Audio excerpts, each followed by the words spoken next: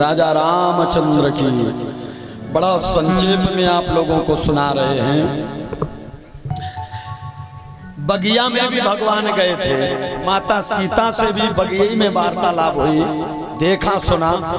इसके बाद अब आ जाइए जनकपुरी में, जहां पर धनुष रखा हुआ है वेदिका पर। एक से एक बड़े धुरंधर राजा बैठे हुए हैं। ऐलान हो गया जो धनुष तोड़ देगा सीता जी के साथ रिश्ता जोड़ लेगा। सो एक एक राजा उठते हैं, धनुष के पास जाते हैं, धनुष में हाथ लगाते हैं, धनुष को तोड़ने का पूरा प्रयास करते हैं, लेकिन धनुष को हिला भी नहीं पाते हैं। तोड़ने की तो बात छोड़ो। राजा जनक जी को तब ये मालूम पड़ा हकीकत में कोई धनुष नहीं तोड़ पाएगा। बड़ी गिलानी हुई, बड़ी शर्मिंदगी महसूस हुई। बुरा भला कहा, जाओ जाओ राजा महाराजाओं, यहाँ क्या कर रहे हो? मैंने समझ लिया है इन पुरखों में तासीर नहीं। मैं खुले तौर से कहता हूँ पृथ्वी पर कोई वीर नहीं, कोई वीर नहीं है। तब लक्ष्मण जी उठे और लक्ष्मण जी को भी क्रोध आ गया। तो जब क्रोध आया तो आप तो जानते क्रोध में क्या क्या हो जाए क्या ना हो जाए। राम जी ने शांत किया। विश्वामित्र जी ने आदेश दिया, उठो राम भंजो से चापा और मेटाओ जनक राज संतापा। हे राम उठ जाइए और धनुष को उठाइए, दो खंडों में विभाजित कर दीजिए। महाराज जनक जी के कष्ट को दूर कर दीजिए। आहा, राम उठे हैं और भगवान ने क्या किया?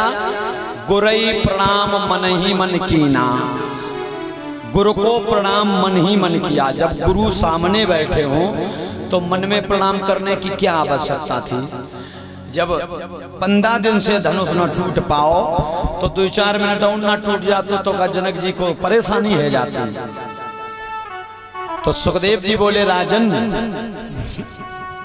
ऐसा नहीं।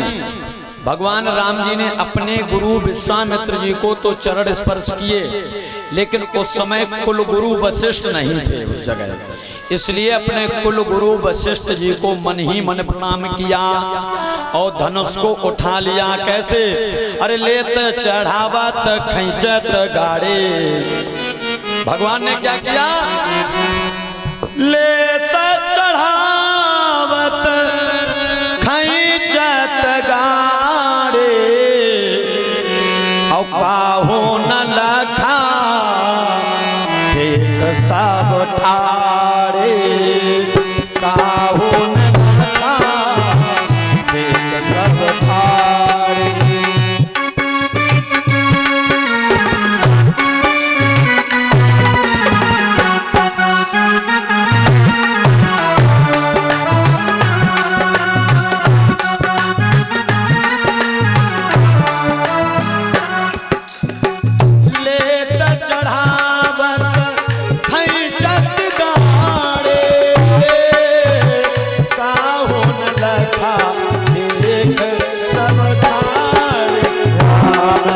राम सिया राम जय जय राम।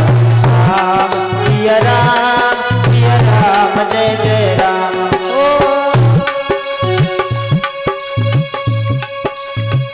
इत करान सिंह दाऊ आए, यस अनुराग नाती ले आए। राम सिया राम जय जय राम। राम सिया राम जय जय राम। करण सिंह दाऊ हट ना पाए, भागीरथ लल्ला चल आए। राम सिया राम जय जय राम।